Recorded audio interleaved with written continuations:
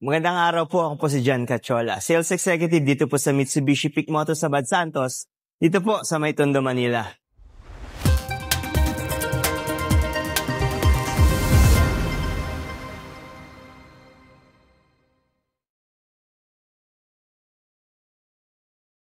On this video po, samahan niyo po ako para bigyan ko po kayo ng quick look para sa ating bagong-bago na Mitsubishi Destinator GT 2026. Pero bago po palang lahat, sa mga hindi pa po nakapag-subscribe sa ating channel, paki-subscribe na lang po dahil tuloy-tuloy po tayo nagbibigay ng mga updates regarding sa mga promo, discounts at freebies na binibigay po natin sa ating mga clients.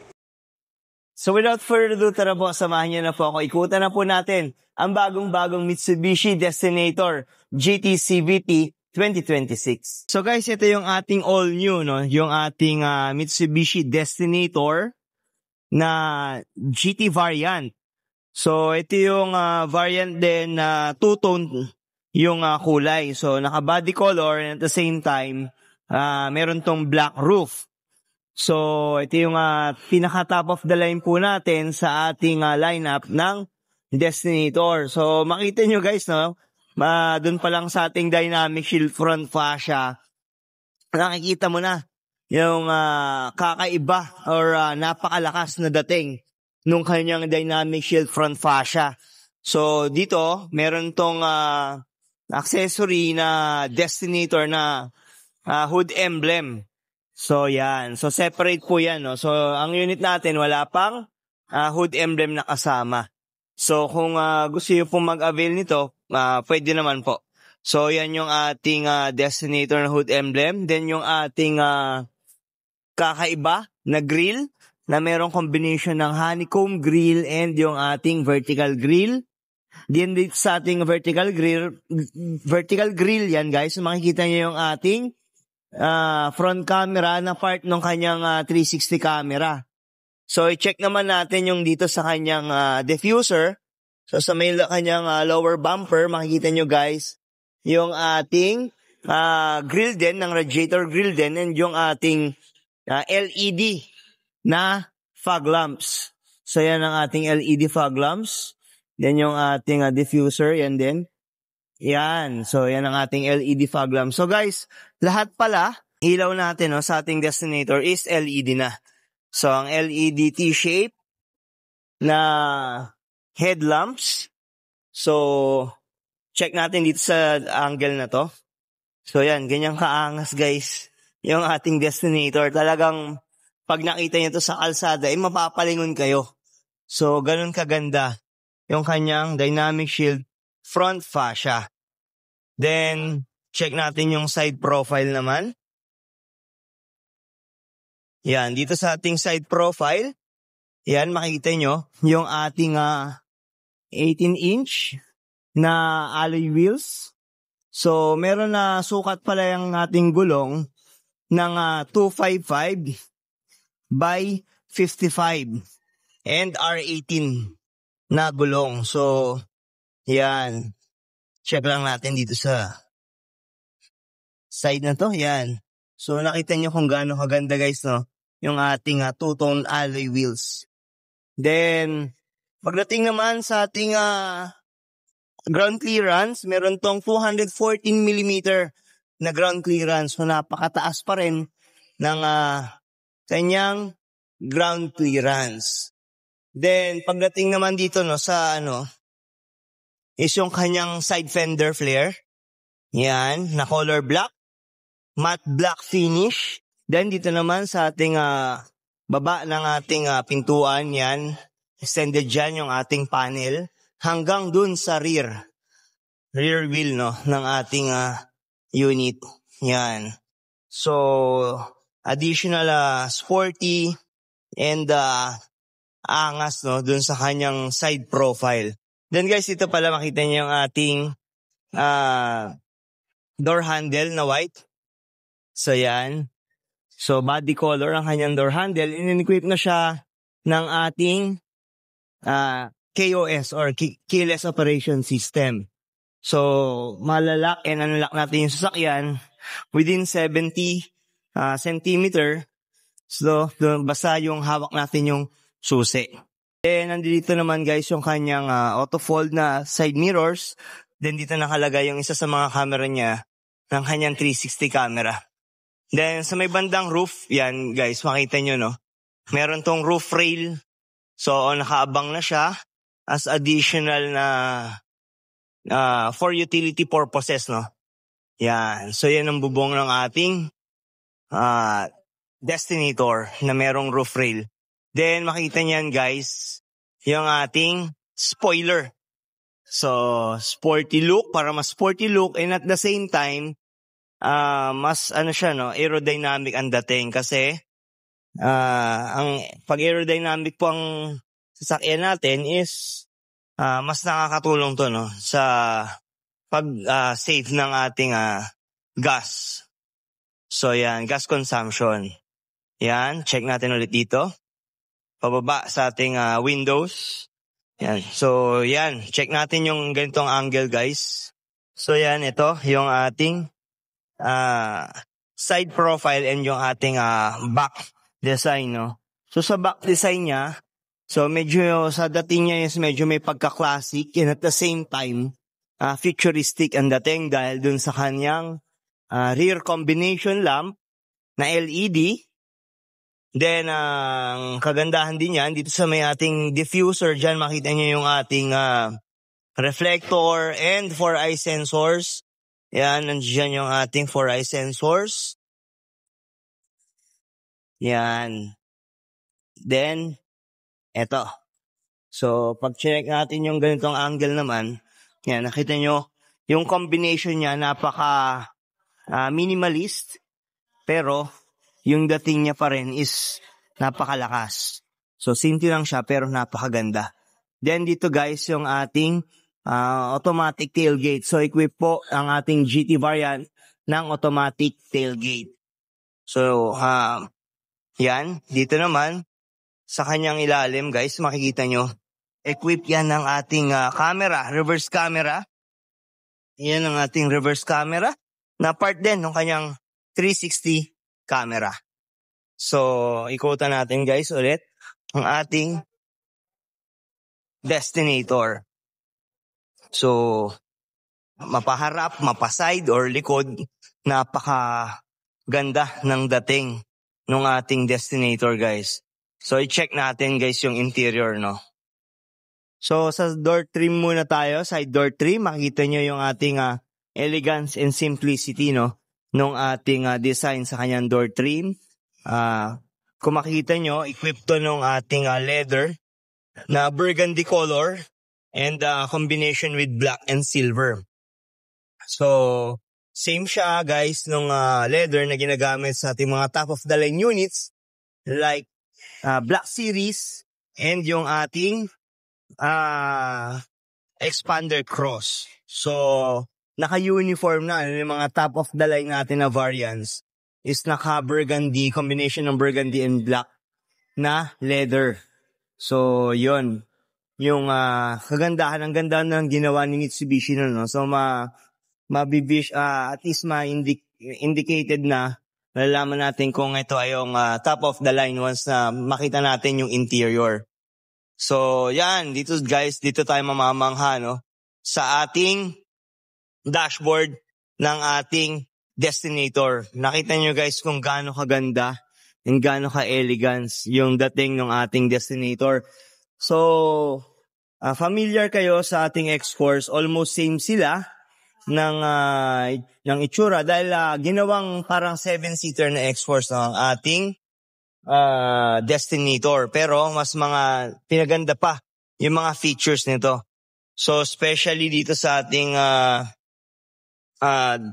dashboard, makikita nyo guys yung combination pa din yung black and burgundy color. Then meron din tayong touch ng black piano finish dito sa ating air conditioner, may silver accent din. Then tuloy-tuloy ang ating meter cluster papunta naman doon sa frame din ng ating SDA or smartphone link display audio.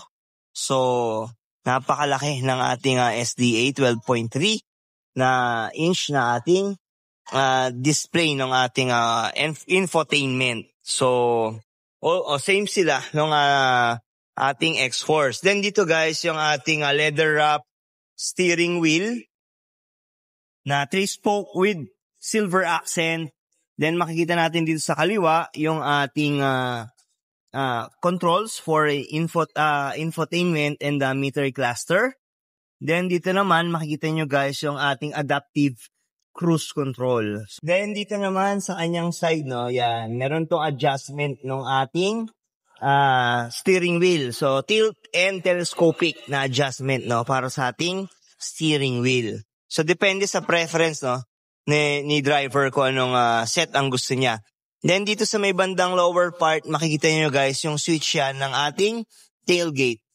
So nakakatulong to, no, para kay driver na hindi niya na kailangan bumaba para buksan ang ating or isara ang ating tailgate dahil meron na siyang switch doon na malapit sa kanya. Then pagdating naman dito sa ating air condition system, yan guys, makikita niyo kung gaano kaganda, no, yung ating air condition system. So equip siya ng ating dual zone air condition system. Meron tong NanoX technology rin na nagpupurify, no, ng air sa loob ng cabin. So makakapag-charge tayo kahit wala tayong dalang wire. So yan yung isa sa mga magandang features nitong ating GT variant. Then makikita nyo guys, meron siyang 12-volt socket dito sa left side. Then Type A and Type C na charging port. Then pagdating naman dito sa ating transmission lever, transmission gear, yan ang ating CVT na meron DS dito button na or drive sport mode na nagbibigay additional torque. Pag pinindot nyo po ito, nagbibigay ng additional torque para magamit natin para makapag-overtake. Pero once na makapag-overtake tayo guys, make sure na pipindutin natin ito ulit kasi mas malakas siyang kumain ng gas. Mas malakas ang gas consumption pag ito ay naka-activate. Then nandito ang ating drive modes. Drive modes para sa ating Destinator is 5. So meron dyan yung normal, meron tayong mud, wet, and gravel. At ngayon, nadagdagan na ng tarmac. So, yan. Mostly, ginagamit yang ang tarmac is kapag yung mga curvy, no, na lugar, na kalsada. So, yan. Ang ating, depende guys, ang safety features, no, ng ating unit sa isa-set nating drive mode. So, like kunwari sa wet naman, mas mataas ang ating traction. So, yun. Ganun kaganda yung ating features ng ating Destinator. So, yan. Equip pa rin ng electronic parking brake with brake auto hold. And then, yung ating push start button. And at the same time, guys, dito, meron tayong bottle holders na dalawa. Then, pagdating naman dito, yan ang ating center console armrest. So, yan ang magiging itsura naman pag tinaas natin yung ating armrest. Then, meron tong storage, no, dito sa ilalim. At meron siyang parang fan.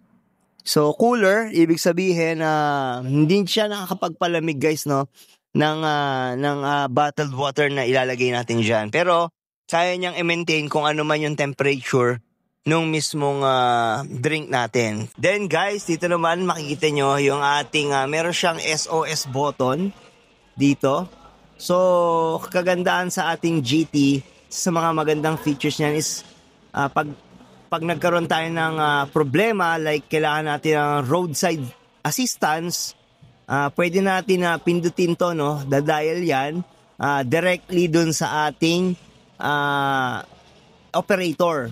So yung operator na to, human operator to guys, na halimbawa kailangan mo ng roadside assistance, is tutulungan tayo, no. Pwede nyo silang tawagan as long as mayroong signal, no, dito sa location natin kung saan tayo nangangailangan ng tulong, is matatawagan natin yung operator at pwede tayong humingi ng roadside assistance. So ganun siya kaganda guys, yung ating SOS yan. So for emergency use lang siya. Then nandito naman ang use ng ating para sa ating sunroof. So controls to ng ating sunroof.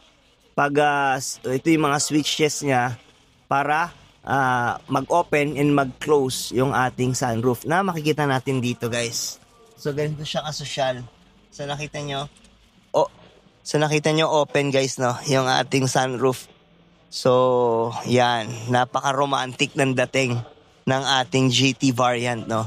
So sa GT variant lang siya makikita, guys, ang sunroof. So sa GLX and GLS, wala po tayong ganyan na feature. So kung gusto niyo ng ganitong klaseng romantic na sasakyan, GT variant po ang inyong i-avail.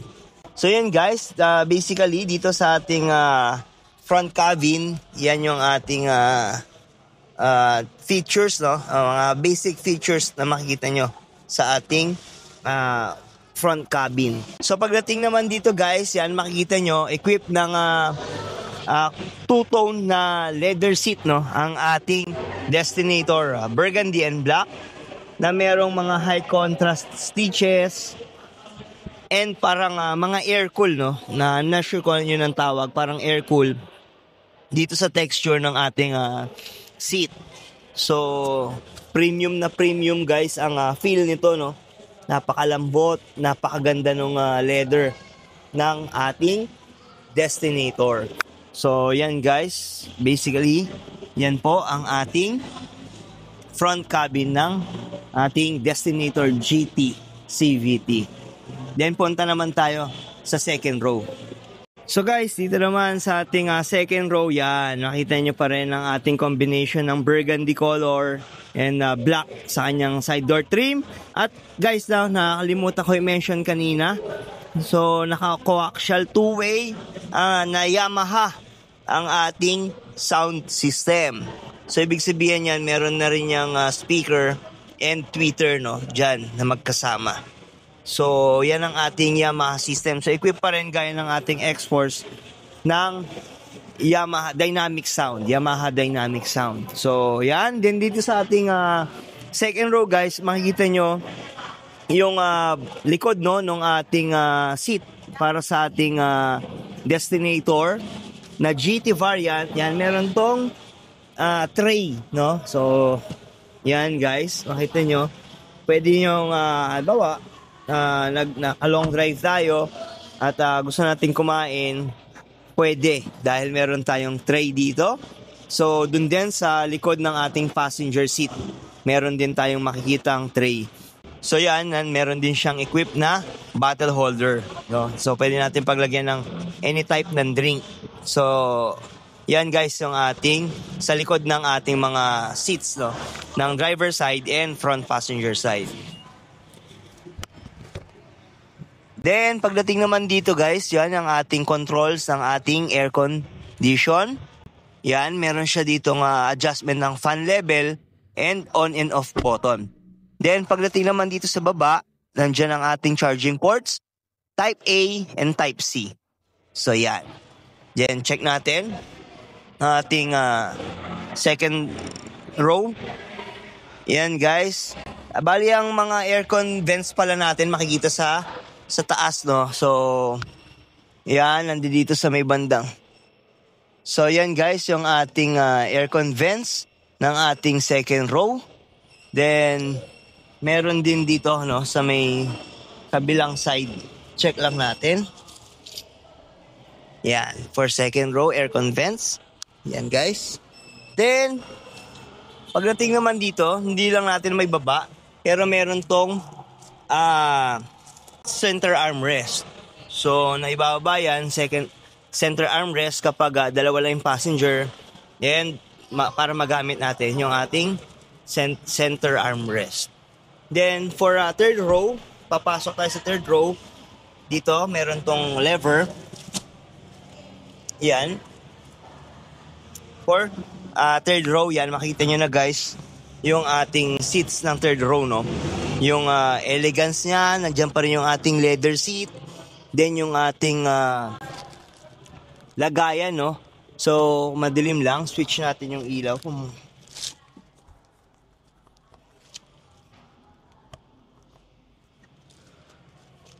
So guys, ito yung lagayan no ng bottled water. Yan, meron tayong bottled water diyan and packet no dun sa para sa ating third row. Diyan pwede lagyan ng gadgets or anything na pwedeng nakasya no dun sa ating packet. Then dito pala guys sa bandang taas, yan nandito yung ating dome light. So dito sa may bandang second row wala tayong dome light dahil meron tayong sunroof. So yung division niya hindi kaya na malagyan ng dome light. Kaya ang dome light natin nandito guys sa third row. Then yan basically ganyang kaluwag po yung ating third row. So may enough leg room siya no guys. So kung makita nyo meron siyang enough leg room na hindi babaluktot yung tuhod no nung uupo sa likod. So ang kagandahan naman dyan sa ating second row pa din is meron siyang slide function. I'm not sure lang guys kung makikita nyo pero may slide function siya dito. May bakal dyan na pwedeng slide yung ating second row para mas maluwag pa yung leg room ng third row. So, most siya same ng ating expander. So, built talaga for family, no? Family use ang ating Destinator. So, napakaganda guys nung ating Destinator. Under the hood ng ating Destinator ay equip ito ng 1.5 liter inline 4-cylinder turbo gasoline engine at meron itong max power na 163 PS. Ang max torque naman nito ay 250 Newton meter. So basically yun na guys yung ating features no or mga basic features para sa ating Destinator GT variant na two-tone. So, kung interested kayo guys, maaari nyo akong makontak sa aking contact details. Ang number ko po ay 0956-055-3025 or pwede nyo rin po ako ma-message sa aking Facebook Messenger. Hanapin nyo lang po yung pangalan ko na John Cachola. And sa mga nagtatanong kung magkano no ang presyo ng ating Destinator. So for Destinator GLX CVT, so lahat po sila ay turbo no. So may turbo kaya mas malakas po no yung ating hatak. May SRP po ang ating GLX ng 1,389,000 pesos at meron po itong cash discount na around 100,000. Then for as low as 83,000 pesos ay pwede nyo na pong ma-avail ang ating Destinator GLX CVT na 2026. Then pagdating naman sa ating GLS variant, meron tong SRP na 1,599,000 pesos. And meron tong cash discount na around 100,000 pesos din. And for as low as 112,000 pesos ay pwede nyo pong ma-avail ang ating GLS variant. And para naman po sa ating Destinator GT CVT variant, meron tong SRP na 1,929,000 pesos. So para po yan sa monotone. Pagdating naman po sa ating two-tone, meron tong SRP na 1,939,000 pesos. Both ay meron pong 130,000 na discount. And for as low as 155,000 pesos, pwede na pong ma-avail ang ating GT variant. So yan po guys ang ating promo para sa ating Destinator variant. So sa mga interested po, maaari nyo po ako makontak. No? Makita nyo guys yung details ko sa taas ng inyong screen. So hanggang sa muli, ako po si John Cachola at maraming salamat po sa inyong panonood. Kung nagustuhan nyo po yung ating video for today, wag nyo po sana kalimutan na mag-subscribe sa ating channel para maging updated po kayo sa mga susunod ko po na uploads. So maraming salamat po at magkita-kita po ulit tayo sa susunod ko po na video.